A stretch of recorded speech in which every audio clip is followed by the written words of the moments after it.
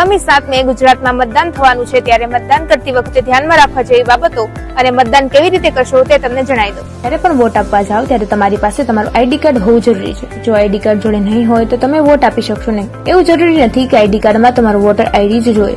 તમે Aadhaar card, driving licence, PAN card, passport થી પણ મતદાન કરી શકો છો. જો તમે પહેલીવાર વોટિંગ કરવા જાઓ છો તો તમને તમારું મતદાન મથક ખબર હોવી જોઈએ. જો તમને ખબર ના હોય તો તમને આપેલી સ્લીપ પર મતદાન મથક દર્શાવેલું હશે. ત્યાં જઈને તમારા બૂથ પર તમારો નંબર ખબર પડશે. ત્યાં અંદર જઈને તમારા પોલિંગ ઓફિસર તમારું આઈડી કાર્ડ માંગશે.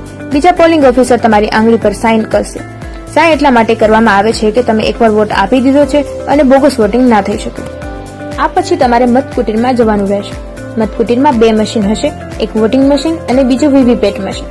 ત્યારે તમારે જેને મત આપવાનો છે તેના ચિહ્નની સામે બ્લુ બટન પર ક્લિક કરો અને બીપનો અવાજ આવતા તમારો વોટ પડી ગયો છે.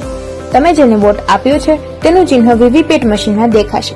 જો ચિહ્ન ના દેખાય કે બીપનો અવાજ ના આવે તો ગભરાયા વગર પોલિંગ બૂથમાં જણાવવાથી સોલ્યુશન મળી રહેશે. તમે તમારો મત કોને આપ્યો છે તે કોઈને જણાવવાની જરૂર નથી. તમે વોટ આપો ત્યારે તમારી આજુબાજુ કોઈ વ્યક્તિ હોવી જોઈએ નહીં. બની શકે છે કે તમને કોઈ પાર્ટી કે ઉમેદવાર ગમતું નથી, તો તમે નોટાનો ઓપ્શન પર ક્લિક કરીને વોટ આપી શકો છો.